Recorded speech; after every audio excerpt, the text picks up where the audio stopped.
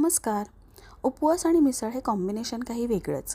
तुम्हाला कोणी विचारलं आज काय खाल्लं आणि तुम्ही म्हणालात आज उपवास आहे म्हणून मी वडा मिसळ खाऊन आले, तर कोणाला खरं वाटेल, पण खरंच वाटण्यासारखं आहे, कारण ही मस्त तर्रीवाली मिसळ आज आपण करणार आहोत. रेसिपी सुरू करण्याआधी चॅनलवर नवीन असाल तर नक्की सबस्क्राईब करून बेल आयकॉनवरही क्लिक करा, म्हणजे व्हिडिओचं सर्वात पहिलं नोटिफिकेशन तुम्हाला मिळेल.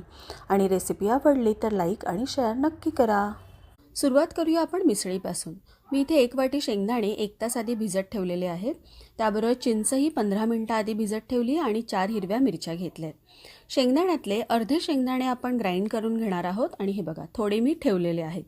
त्याचबरोबर चिंचेमधलीही 1 चमचा चिंच मी ठेवली आहे आणि बाकी सगळी चिंच मी घातली आहे. जर लागली तर नंतर आपण ॲड करू शकतो.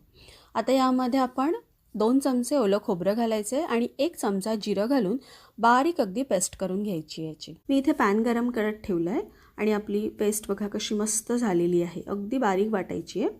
आता आपण यामध्ये तेल घालूया. मिसळ आहे त्यामुळे अगदी 3 मोठे चमचे मी तेल घालते. तेल छान गरम झालं की त्यामध्ये 1 चमचा जिरं घालूया. जिरं तडतडलं की त्यामध्ये 4 ते 5 कढीपत्त्याची पानं घालूया आणि 1 चमचा लाल मिरची पावडर घालूया. त्यामुळे ना आपल्या ज्या मिसळीला मस्त तर्री येते. आता आपण त्यावर जी वाटलेलं वाटण आहे ते घालूया. तुम्हाला जर उपवासाला मिरची पावडर नसेल चालत तर नाही घातलं तरीही चालेल.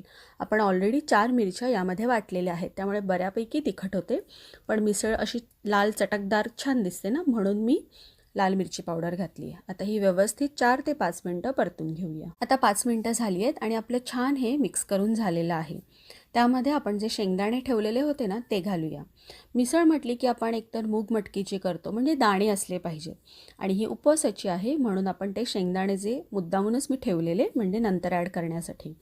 आता हे व्यवस्थित आपण 2 ते 3 मिनटं परतून घ्यायचं आहे आणि मग यामध्ये आपण थोडं पाणी ॲड करायचं आहे. यामध्ये मी मिक्सरच्याच भांड्यामध्ये गरम पाणी करून ॲड केलं आहे. थोडं गरम करायचं, अगदी हलकं. कुठच्याही ग्रेव्हीच्या भाजीमध्ये ना गरम पाणी ॲड करायचं, ते छान मिक्सही होतं आणि जो कट असतो ना तो छान येतो. आता हे व्यवस्थित मिक्स करून झालं आहे. ह्याला झाकण ठेवून अगदी बारीक गॅस करायचं आहे आणि 5 मिनटं तरी शिजवून घ्यायचं. 5 मिनटं झाली आहेत आणि बघा आपली मिसळ मस्त उकळली गेली आहे. गॅसची फ्लेम अगदी बारीकच होती. आणि आता यामध्ये आपण मीठ घालूया. मी इथे नॉर्मल मीठ घातलेलं आहे. तुम्ही जर उपवासाचं मीठ खात असाल तर ते घातलं तरीही चालेल. आता हे व्यवस्थित ढवळून घेऊया आणि अजून 1 मिनटं फक्त ह्याला उकळी करूया की आपली मिसळ तयार. आता आपण वड्यांची तयारी करूया. त्यासाठी मी इथे 2 मोठे बटाटे उकडून घेतलेत. ते जरा असे हातानेच स्मॅश करून घ्यायचे, कारण आपल्याला त्याचा लगदाही नको आहे आणि अगदी बारीक फोडीही नको आहेत. ह्या बघा अशा. आता यामध्ये चवीपुरतं मीठ घालूया. त्याचबरोबर मी इथे 2 हिरव्या मिरच्या, अर्धा इंच आलं आणि अर्धा चमचा जिरं घालून त्याचा क्रश केला आहे, ते 1 चमचा घातलं आहे. 1 चमचा भाजलेल्या जिऱ्याची पावडर आणि 1 चमचा लाल मिरची पावडर. त्याचबरोबर अख्खं जिरंही घालणार आहे मी, म्हणजे दाताखाली आलं की छान लागतं ना म्हणून. आणि अर्धा लिंबाचा रस घेणार आहे, म्हणजे जवळजवळ 1 चमचा. आता हे व्यवस्थित मिक्स करून घेऊया. आणि आता हे सगळं मिक्स झालं की त्यामध्ये आपण 1 चमचाभर दाण्याचं कूट घालायचं आहे, शेंगदाण्याचं कूट, आणि तेही मिक्स करूया आणि ह्याला थोडं 5 मिनटं असंच ठेवून द्यायचं आहे. तोपर्यंत आपण कवरिंगची तयारी करूया.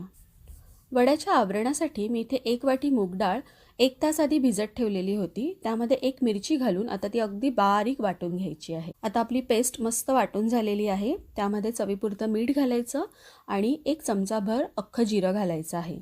व्यवस्थित ते मिक्स करून घेऊया. आणि जेवढं हे पीठ छान मिक्स होणार ना तेवढेच आपले वडे आहेत ते छान सॉफ्ट होतात. पण आपण जेव्हा भजी करतो किंवा वडे करतो तेव्हा क्रंचीपणासाठी तांदळाचं पीठ घालतो. तर आज मी घालणार आहे राजगिऱ्याचं पीठ, कारण उपवासाचे वडे आहेत. 1 चमचाभर पीठ घालूया आणि अगदी गुठळा न होता हे व्यवस्थित मिक्स करून घेऊया.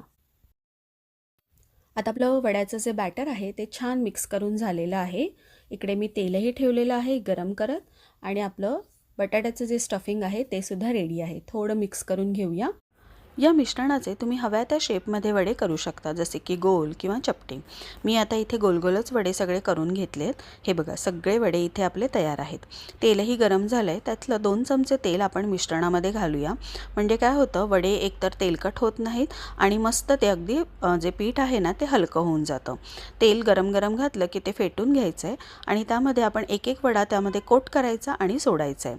आपलं मिश्रण आहे ना ते व्यवस्थित घट्ट आहे, म्हणून बघा छान असा वडा पूर्ण त्या मिश्रणामध्ये कोट झालेला आहे। आपण एक एक वडा तळून घेऊया। तुमची जेवढी कढईची साईज असेल ना तेवढे वडे तुम्ही घालू शकता। वडा तेलात टाकला की 1 मिनिटानंतर आपण त्याला परतून घ्यायचं आहे।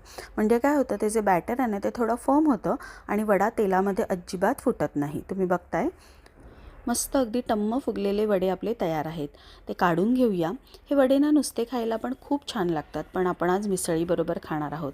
सगळे वडे असेच फटाफट तयार करून घेऊया। यातला एक वडा ना मी तुम्हाला तोडून दाखवते।